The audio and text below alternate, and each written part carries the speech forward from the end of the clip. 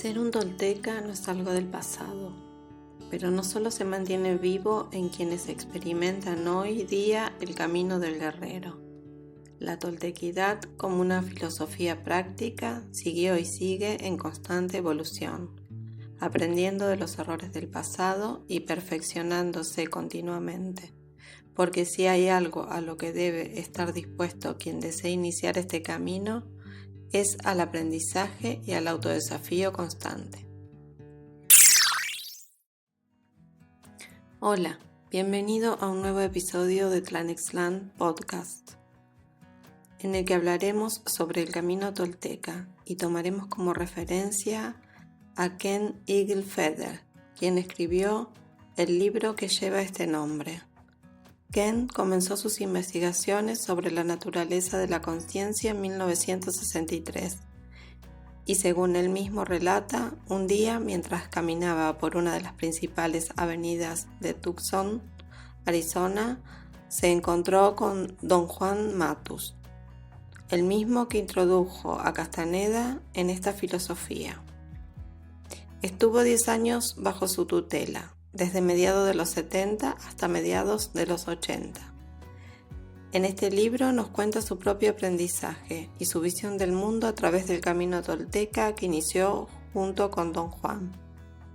Este episodio servirá como introducción para darnos un amplio panorama sobre la historia de los toltecas mediante el relato del que llamé el otro aprendiz de Don Juan. Ahora sí, comenzamos. Un tolteca es un practicante de la toltequidad, no es un brujo. La brujería es una práctica totalmente abstracta. Decir que un practicante de la toltequidad es un tolteca reconoce una forma particular de percepción.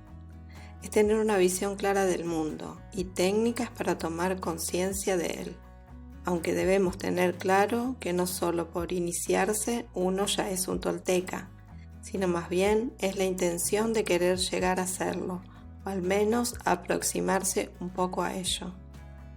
Cada linaje tolteca es como un país con su propia cultura, dentro del universo del camino tolteca. Las enseñanzas de la toltequidad son aplicables a toda la humanidad y por tanto no son exclusivas. La percepción del mundo que va desarrollando el practicante depende de la evolución y de su visión del mundo, y esto depende del alineamiento de energías. Poder ver, entre comillas, nos proporciona una comprensión directa de una persona, de un lugar o de un suceso, de nuestra propia conciencia, poniendo en cortocircuito las cualidades simbólicas del intelecto racional. El camino tolteca es un camino que se ha mantenido en funcionamiento desde hace milenios, en el que hombres y mujeres han explorado y experimentado los más intrincados aspectos de la condición humana, y esto ha dado como resultado un amplísimo conocimiento. Este camino de exploración de conocimientos y experiencias podríamos dividirlo solo a fines más didácticos en 4 ciclos. Pero antes de continuar, quiero aclarar que la historia tolteca que presentaré aquí no es la que encontramos en la biblioteca. Digamos que no es la historia académicamente aceptada y popularmente difundida. Más bien es la que ha permanecido guardada en las memorias ancestrales, a las que algunos han accedido gracias a las prácticas, enseñanzas que ellos mismos y los ancestros han transmitido y perfeccionado. Sabemos que se define tolteca a la gente de conocimiento, pero no han sido un pueblo en sí, sino que han sido eslabones entre este conocimiento y diferentes pueblos de la antigua náhuatl, como aztecas y mayas, entre otros. Lo que los diferencia es que sus prácticas no ordinarias los sitúan fuera de las corrientes convencionales de las diferentes culturas. Es importante que cada quien que esté interesado en adentrarse en este camino verifique por sí mismo la historia que se relata a continuación, mediante los propios métodos toltecas a la vez que los explora. El uso de la percepción ordinaria para obtener y verificar conocimientos por parte del practicante no es tan diferente del uso que el científico hace de su laboratorio. Cada ciclo de la historia tolteca tiene su propia energía. Los periodos históricos determinan qué y cómo percibimos los seres humanos. La modalidad del tiempo es un paquete de campos energéticos generados por lo que los toltecas llamaron las emanaciones del águila, que conforman la percepción humana. Comencemos de una vez a comentar cada uno de los ciclos. El primer ciclo. Este fue un periodo primitivo. El pensamiento era simple, poco sofisticado. La única visión del mundo era la propia. Sin embargo, surgieron en este periodo los principios de una novedosa relación con el mundo. Hubo una separación de conciencia, apareciendo un sentimiento de separación del mundo. Surgió el sentimiento de individualidad. Se perdió la inocencia. Los humanos ya no estaban instintivamente unidos al mundo. A medida que las personas iban sintiendo su falta de unión con el mundo, comenzaron a surgir los rituales que les servían de conexión con sus visiones. Una visión como forma de pensamiento, de sentir y de relacionarse con el mundo que lo rodea. Mediante los rituales se conectaban con sus dioses y con los espíritus que existían más allá del mundo de los humanos. Un nuevo orden comenzó a surgir a medida que los conocimientos y rituales se hicieron más complejos, organizados y compartidos.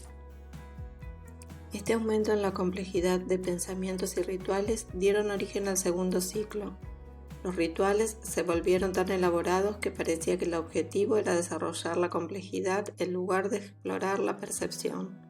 A medida que los toltecas del segundo ciclo se adentraron en sus grandiosos esquemas, la sensación de individualidad se amplió de tal manera que acabó en tragedia, porque esta individualización trajo competitividad y un acrecentamiento de la importancia personal. Una de las características de este ciclo fue el uso del poder personal para manipular personas y cosas. Competían por acumular poderes que acabaron enfrentándolos. Los rituales comenzaron a utilizarse más como fuentes de poder que como agentes destinados a enfocar la conciencia. Se insistía en manipular el cuerpo físico para convertirlo en formas no humanas, buscando la gloria personal mediante la convocatoria de estas criaturas e influyendo en los demás. Los toltecas empujaron las barreras de la percepción y expandieron la conciencia hasta dimensiones sin precedentes. Desarrollaron la capacidad de sacar sus cuerpos físicos del mundo material y situar la totalidad de sus conciencias en otras dimensiones. Este acto sigue formando parte de las tradiciones. En el aspecto positivo, fue un tiempo de gran desarrollo, y en el aspecto negativo, la relación de los toltecas con la gente y con el mundo en general se deterioró. Según cuentan, este ciclo tiene unos 10.000 años, y sus practicantes gobernaron México entre 7.000 y 3.000 años atrás. Los toltecas estaban excesivamente atrapados en sus propios asuntos, pero a la vez inmersos en la cultura. Esta paradoja redujo su conciencia y su capacidad de observación del mundo, deteniendo su desarrollo.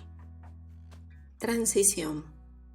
Al momento de la invasión española, los líderes toltecas tenían una alta estima de sí mismos.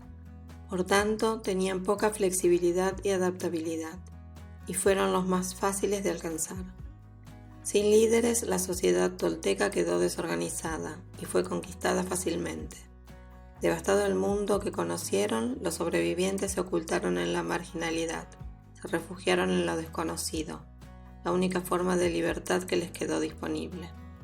El trauma que les produjo la invasión extranjera y la destrucción de su mundo los obligó a hacer una revisión total.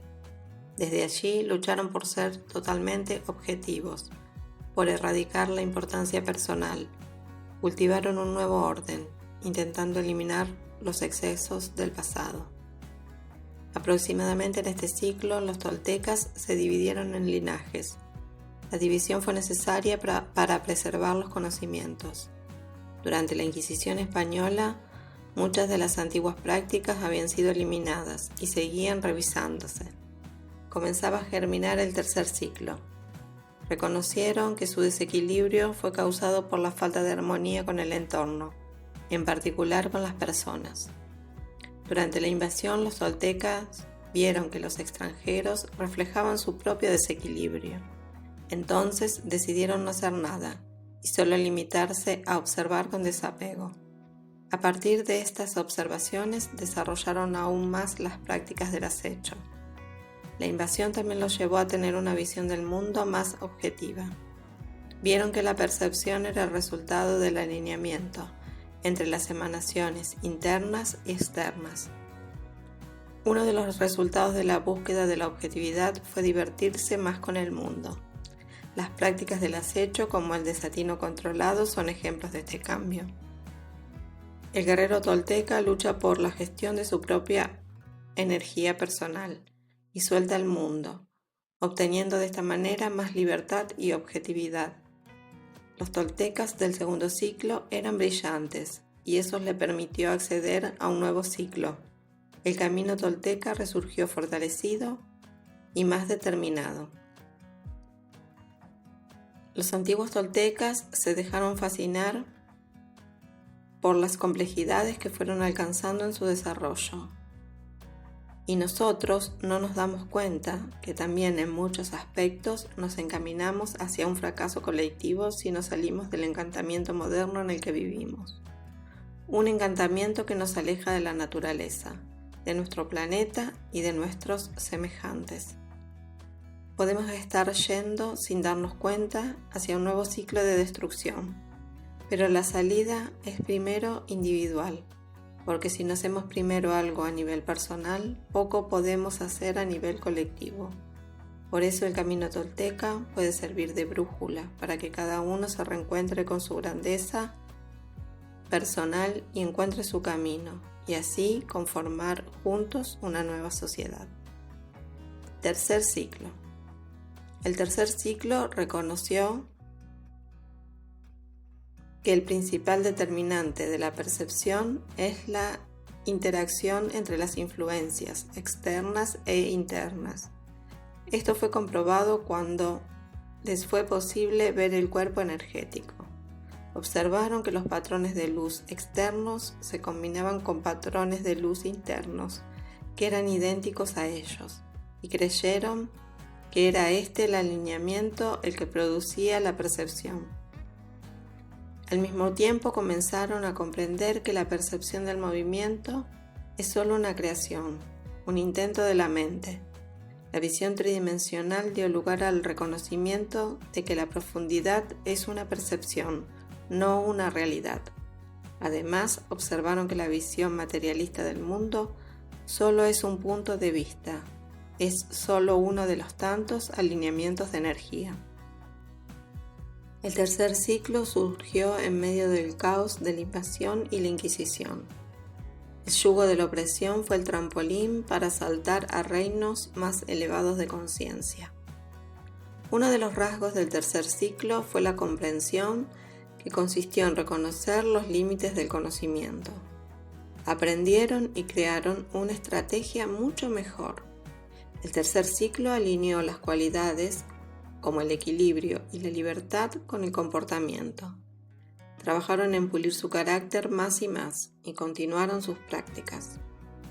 La mayor comprensión a la que abordaron en el tercer ciclo fue reconocer que la fuerza no reside en la acumulación de poderes, sino en la comprensión clara y en el refinamiento personal, lo que permite lanzarse hacia lo desconocido, libre de la avaricia y del abuso. La lucha consiste en la búsqueda personal de una vida plena y en un camino continuo de autodescubrimiento. La tradición tolteca declara que el aspecto de la condición humana es que tenemos cuerpos energéticos y que nuestra condición inicial es ser seres conscientes. Esto nos lleva a pensar que nuestro lugar natural es el de aprendiz, ya que el camino tolteca tiene principio pero no tiene fin, porque el autoconocimiento debe ser constante, examinándonos permanentemente a nosotros mismos, a la relación con la sociedad, con el mundo conocido y con el más allá. Cuando tomamos conciencia que no existe separación con el mundo, creamos un nuevo punto de referencia. En lugar de luchar por ser individuos, podemos hallar nuestra individualidad permitiendo que la totalidad se exprese a través de nosotros. El camino tolteca es uno de los tantos caminos que lleva a la realización plena. Seguirlo con seriedad requiere de total compromiso. Pero esto no significa que no puedes indagar otras filosofías. Por el contrario, indagando más y más llegarás a un conocimiento más amplio, lo que te dará una comprensión más profunda, y comprobarás que la única diferencia entre las grandes filosofías universales son los modos, pero el fondo es siempre el mismo, porque la esencia es una, no hay más. Y todas las grandes filosofías lo son, porque han llegado a la esencia humana, que es la misma que la del universo, porque todos somos partes de un gran ser viviente que es la Madre Tierra y del universo todo. Para impulsarte puedes utilizar el camino tolteca. La primera actitud que debes asumir es que, en primer lugar, somos humanos.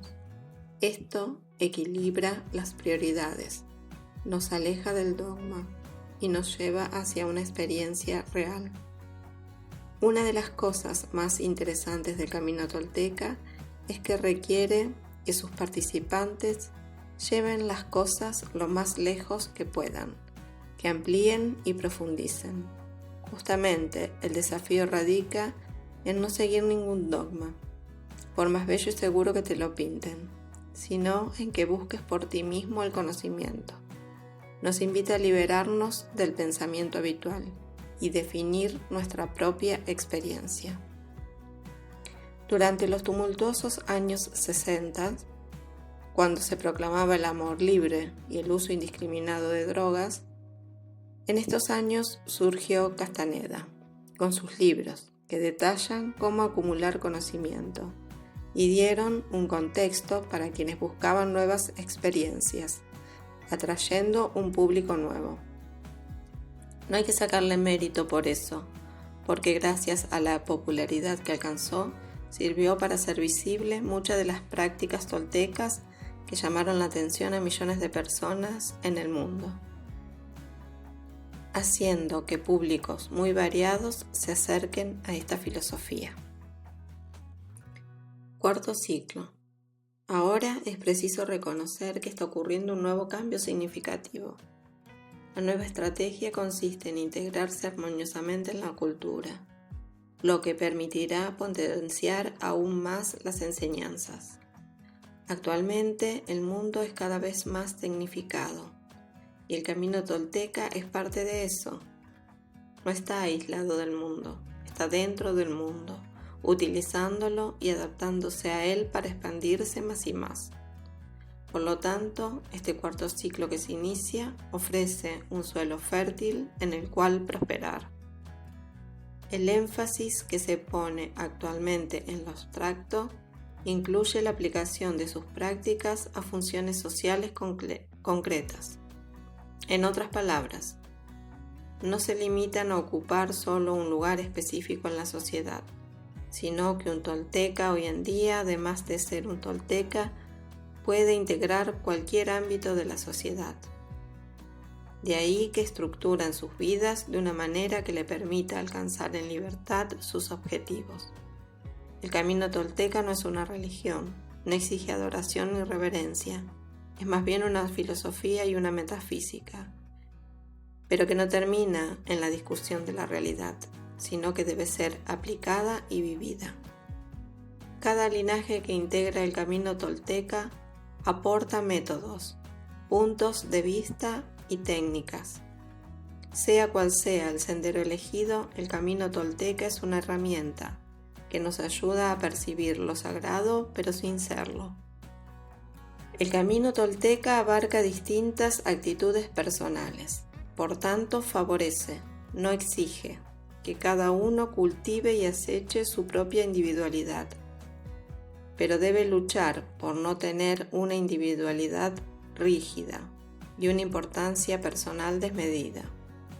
La tradición tolteca nos empuja más allá de los límites de cualquier visión del mundo, pero lo importante es no adherirse a un sistema, sino llegar a la totalidad de uno mismo, llegar a ser seres humanos completos, con un rostro y un corazón verdaderos.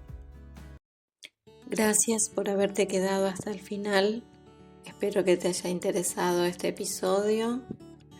Si te interesan estos temas, te invito a que te suscribas a Tlanexlan, que le des like a este video, que invites a tus conocidos a que se suscriban. Gracias por estar siempre y nos vemos o escuchamos en el próximo episodio. Hasta la próxima.